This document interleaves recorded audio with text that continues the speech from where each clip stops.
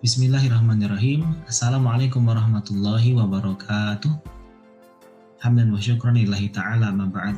Bapak dan Ibu, teman-teman semua yang berbahagia, perkenalkan saya Fajar Adil Saputra yang pada kesempatan kali ini akan sama-sama berbagi dengan tema Improving Job Performance with Goals, Feedback, Reward, and Positive Reinforcement, atau dapat kita artikan dengan nama penguatan atau peningkatan kinerja dengan cara menentukan sasaran, mengadakan umpan balik, mengadakan penghargaan, dan juga adanya kekuatan atau penguatan positif.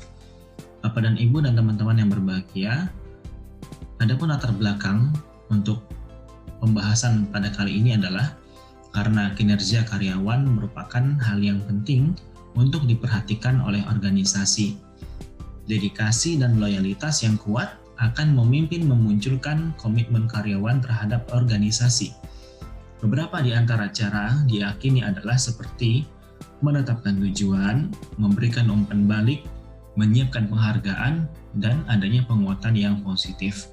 Untuk itu, berdasarkan latar belakang tersebut, maka saat ini dapat kita buat suatu rumusan masalah, yakni bagaimana pengaruh penetapan tujuan, umpan balik, penghargaan, dan penguatan positif terhadap peningkatan kinerja kerja. Bapak dan Ibu dan teman-teman yang berbahagia, adanya presentasi ini dibuat yang pertama adalah untuk memenuhi tugas dari mata kuliah Perilaku Organisasi, Prodi Manajemen Pendidikan Islam, IAIN Samarinda.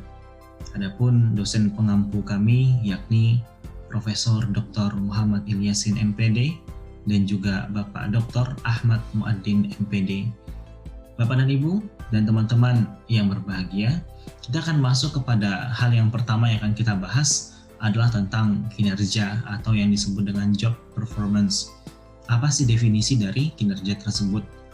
Menurut Mangkunegara pada tahun 2010, kinerja merupakan hasil dari kualitas dan kuantitas pekerjaan yang dilakukan oleh seorang pegawai atau karyawan sesuai dengan tanggung jawab yang diberikan kepadanya. Ya, jadi ini adalah definisi dari Mangkunegara. Kita bisa lihat bahwa ternyata banyak sekali hal-hal yang membuat kinerja tersebut menjadi meningkat. Adapun karakteristiknya menurut Mangkunegara adalah yang pertama, memiliki rasa tanggung jawab pribadi yang tinggi. Seseorang pegawai ketika diberikan suatu amanah, maka dia harus memiliki rasa tanggung jawab pribadi yang tinggi terhadap amanah yang sedang diembannya. Ketika seorang pegawai atau karyawan tidak memiliki rasa tanggung jawab yang tinggi, maka bisa dipastikan kinerja tersebut tidak akan mengalami peningkatan. Yang kedua adalah berani mengambil dan menanggung risiko yang dihadapi. Maka memang sudah seharusnya terhadap amanah yang telah diemban harus betul-betul diambil segala macam bentuk keputusannya, mau menerima risiko dan tidak melemparkan risiko tersebut kepada rekan-rekan kerja yang lain. Yang berikutnya merupakan dari karakteristik kinerja adalah memiliki tujuan yang realistis. Seorang karyawan, seorang pekerja, mereka juga harus mendapatkan suatu tujuan bersama dari suatu organisasi yang realistis. Bagi organisasi tersebut harus realistis, ataupun juga untuk dirinya pribadi. Dia harus punya tujuan yang realistis, yang nyata, yang tidak hanya berangan-angan. Semuanya harus tertulis dengan jelas, dia ingin apa, kapan pencapaian tersebut, apa yang ingin dicapai, bagaimana cara mencapainya, kenapa dia harus mencapainya. Nah, itu semuanya betul-betul harus difikirkan. Yang keempat adalah mengembangkan rencana kerja yang komprehensif dan berusaha untuk mencapai tujuannya. Ketika sudah dia menentukan tujuannya, maka penting sekali untuk mengembangkan rencana tersebut, di mana rencana tersebut dibuat berdasarkan langkah yang nyata sehingga benar-benar tujuan tersebut dapat diraihnya. Yang kelima adalah menggunakan umpan balik spesifik dalam semua aktivitas kerja yang dilakukannya. Ini juga termasuk nanti beberapa hal yang akan kita uji, apakah umpan balik atau feedback tersebut dapat meningkatkan kinerja kerja. Namun ternyata pada karakteristik kinerja sendiri, umpan balik sudah dibahas terlebih dahulu, bahwa dengan menggunakan umpan balik spesifik dalam semua aktivitas kerja yang dilakukannya, ini menjadi suatu karakter dari kinerja yang mampu ditingkatkan. Yang keenam adalah mencari peluang untuk merealisasikan target yang direncanakan. Penting seorang pengemban amanah, pekerja, karyawan, pegawai ini ketika dia tidak mampu selesai pada satu rencana yang pertama, maka perlu menghadirkan rencana-rencana yang lain. Adanya plan A, adanya plan B, adanya plan C, dan semuanya itu betul-betul difikirkan secara matang. Bapak dan Ibu dan teman-teman yang berbahagia, lalu kita akan bahas sama-sama tentang faktor yang mempengaruhi kinerja. Ternyata ada beberapa faktor yang dapat mempengaruhi kinerja yang ketika faktor ini kita tingkatkan, maka kerja juga akan menjadi semangat, menjadi bagus. Adapun jika faktor ini kita mengalami kendala di dalamnya, maka bisa dipastikan kinerja tersebut akan terhambat. Yang pertama adalah tentang faktor individu. Seseorang pegawai dia juga harus memiliki suatu individu yang kepribadian yang baik, harus mempunyai karakter yang bagus, yang dia mempunyai etos kerja, dia mempunyai semangat untuk bekerja, semangat untuk bertanggung jawab. Yang kedua adalah tentang faktor kepemimpinan. Penting sekali adanya faktor kepemimpinan ini untuk digali lebih dalam dan untuk diperjuangkan, karena pemimpin sejatinya adalah orang yang akan membawa mereka semuanya, mau dibawa kemana arah tujuan timnya tersebut. Dan para pemimpin ini betul-betul harus mengetahui tentang kekurangan dan kelebihan dari karyawannya masing-masing. Jika faktor kepemimpinan ini tidak bagus, maka bisa dipastikan kinerja pun tidak akan bagus. Yang ketiga adalah faktor tim kerja. Kalau tadi sudah kita bahas tentang faktor individu, ada faktor kepemimpinan, maka tim kerja ini juga adalah sesuatu hal yang sangat penting. Apalah gunanya jika ada pemimpin, apalah gunanya jika ada satu individu, namun tidak ada namanya itu tim dalam pekerjaan dalam tim. Sementara tidak mungkin satu orang bisa menyelesaikan ribuan atau ratusan pekerjaan dalam satu hari. Sangat dibutuhkan sekali yang namanya tim kerja.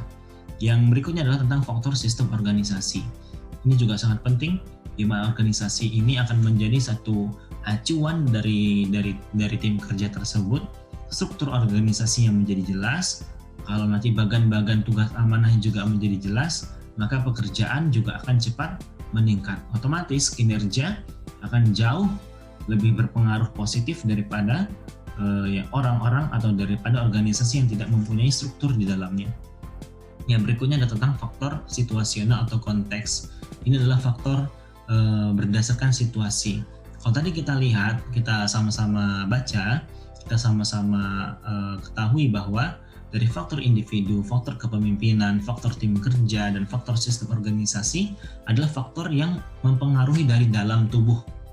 Sedangkan faktor situasional atau konteks itu adalah faktor yang berasal dari luar. Karena nanti satu organisasi pasti akan bersinggungan dengan yang namanya budaya, mungkin perbedaan budaya, perbedaan suku, perbedaan pendapat, perbedaan agama, perbedaan ideologi, dan lain sebagainya, yang tentu itu juga akan mempengaruhi dari kinerja. Nah, ini juga kembali lagi terkait kalau dalam satu tim dengan berbagai macam persoalan dan tidak mampu bersanding dengan masyarakat, maka otomatis dapat mempengaruhi kinerja dari organisasi tersebut. Dan yang terakhir adalah faktor lingkungan kerja. Ternyata ini juga menjadi salah satu hal yang penting di antara yang lainnya, karena butuh sekali tempat lingkungan kerja yang aman, yang nyaman, yang stabil, yang membuat para karyawan atau pegawai menjadi senang dengan pekerjaan tersebut. Ya, yang berikutnya adalah tentang penetapan tujuan atau sasaran. Kita coba lihat apakah tujuan dan atau sasaran ini dapat mempengaruhi peningkatan kinerja dalam sebuah organisasi. Dari definisinya kita tahu bahwa dari penetapan tujuan atau sasaran adalah teori motivasi yang didasarkan pada premis bahwa seseorang memiliki hasil atau tujuan tertentu yang dapat diingat atau dianggap diharapkan untuk dicapai. Inilah definisi dari teori penetapan tujuan atau goals. Adapun karakteristik yang pertama adalah penetapan tujuan harus sifatnya menantang. Betul-betul penetapan tujuan ini tidak boleh diremehkan, harus yang menantang seorang pegawai, menantang seorang karyawan. Jika tujuan terlalu sederhana, maka tidak akan menambah semangat dari karyawan tersebut. Dan adapun jika terlalu sulit, ini juga akan membuat kerjaan menjadi buyar atau menjadi berantakan. Yang kedua, tujuannya harus jelas. Kalau memang sudah tujuan menantang, maka harus jelas tahapan-tahapannya. Bagaimana cara untuk mendapatkan tujuan tersebut, maka diaturlah dengan sangat jelas sekali. Yang berikutnya adalah tentang faktor penetapan tujuan sasaran. Beberapa faktor sudah dijelaskan sebelumnya, seperti yang pertama, tujuan harus jelas. Yang kedua, tujuan harus memiliki tingkat kesulitan yang sedang hingga tinggi. Yang ketiga, pegawai harus menerima tujuan tersebut. Yang keempat, pegawai harus menerima umpan balik tentang kemajuan mereka. Dan yang terakhir adalah target keikutsertaan lebih baik daripada yang ditentukan. Ini adalah beberapa faktor dalam penetapan tujuan atau sasaran. Yang berikutnya tentang penghargaan atau apresiasi. Apakah ada pengaruhnya dengan memberikan penghargaan atau apresiasi dapat meningkatkan kinerja dalam organisasi? Kita coba lihat dulu dari segi definisi. Menurut Pitts dalam Editorial 2014-313 bahwa penghargaan adalah keuntungan dari melakukan tugas, melakukan pelayanan, atau mengemban tanggung jawab. Penghargaan dapat berupa uang, perhatian, dan pujian atau kombinasi dari keduanya. Apa itu karakteristik dari penghargaan? Penghargaan memiliki pemahaman yaitu apresiasi atau imbalan yang diberikan organisasi kepada anggotanya. Baik yang sifatnya, ternyata karakteristiknya pertama adalah materi finansial atau materi non-finansial, psikis atau non-materi. Wujud dari penghargaan dapat berupa gaji pokok atau upah dasar, gaji variabel, insentif, uang jasa prestasi, kesempatan karir atau promosi atau jenjang karir ya, liburan atau bahkan pensiun. Faktor yang mengukur penghargaan, ada beberapa hal nih yang dijadikan faktor yang mengukur penghargaan. Yang pertama adalah penghargaan ekstrinsik langsung, yakni terdiri dari gaji, upah, dan imbalan. Ini adalah faktor penghargaan yang rutin dia, yakni seperti gaji, upah, dan imbalan. Yang berikutnya adalah penghargaan ekstrinsik tidak langsung, terdiri dari program proteksi, bayaran di luar jam kerja, dan fasilitas-fasilitas untuk karyawan. Yang ketiga, penghargaan intrinsik terdiri dari rasa aman dalam pekerjaan, simbol status, merasa dihargai, dan harga diri dari seorang pekerja dan karyawan dijaga oleh organisasi tersebut. Yang berikutnya adalah tentang pengaruh pemberian penguatan positif terhadap kinerja kerja. Kalau tadi kita sudah bahas penghargaan atau apresiasi, ternyata memang benar memberikan dampak pengaruh ya terhadap peningkatan kerja. Karena dengan banyaknya penghargaan diberikan sebagai sebentuk apresiasi kepada seorang karyawan, akan semakin loyallah mereka semuanya dengan pekerjaan, dan itu dapat meningkatkan kinerja mereka. Dari definisi penguatan positif, kita bisa lihat bahwa penguatan positif adalah peristiwa yang terjadi segera setelah suatu perilaku sehingga terjadi peningkatan frekuensi perilaku.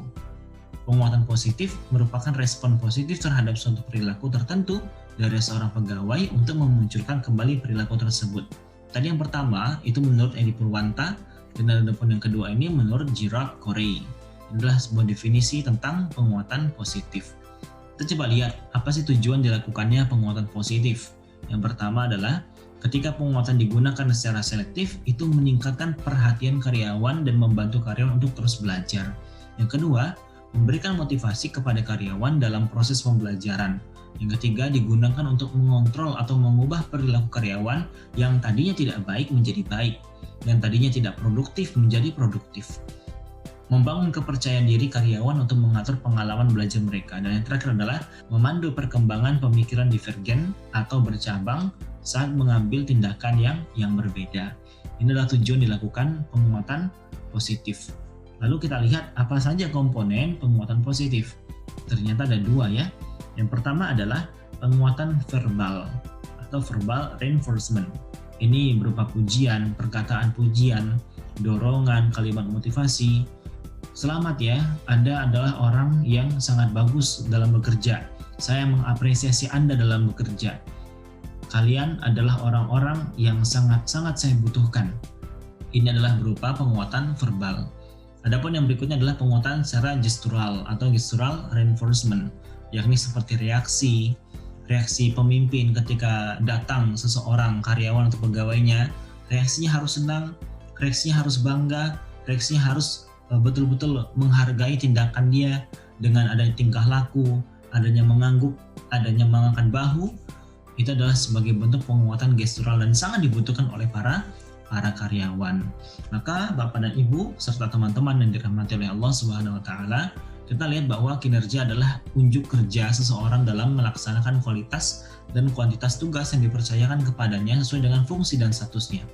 Adapun tadi penetapan tujuan, memahami strategi umpan balik yang baik, memberikan penghargaan atau apresiasi, dan melakukan penguatan positif kepada pegawai dapat meningkatkan kinerja kerja. Ya, jadi tadi sudah kita bahas bersama, semuanya itu ternyata dapat meningkatkan kinerja kerja, di mana penetapan tujuan yang menantang dan terukur akan meningkatkan prestasi kerja. Dengan adanya umpan balik sebagai proses pencapaian kinerja individu, tim, atau organisasi dapat meningkatkan kinerja pula. Dengan adanya penghargaan yang baik, diharapkan pegawai mampu meningkatkan kinerja. Lalu manajer memberikan penguatan yang positif antara lain seperti pujian, pemberian kepada karyawan, memiliki banyak tujuan ini, antara lain juga dapat meningkatkan perhatian karyawan dan otomatis meningkatkan kinerja. Maka dari itu Bapak dan Ibu dan teman-teman yang berbahagia, di sini dapat kita simpulkan bahwa dari yang namanya menetapkan tujuan, umpan balik, adanya penghargaan atau apresiasi, dan melakukan penguatan positif benar-benar bisa meningkatkan kinerja dalam sebuah organisasi. Baik Bapak dan Ibu serta rekan-rekan yang dirahmati oleh Allah Subhanahu wa taala, mungkin ini yang bisa kami sampaikan. Kami akhiri. Assalamualaikum warahmatullahi wabarakatuh.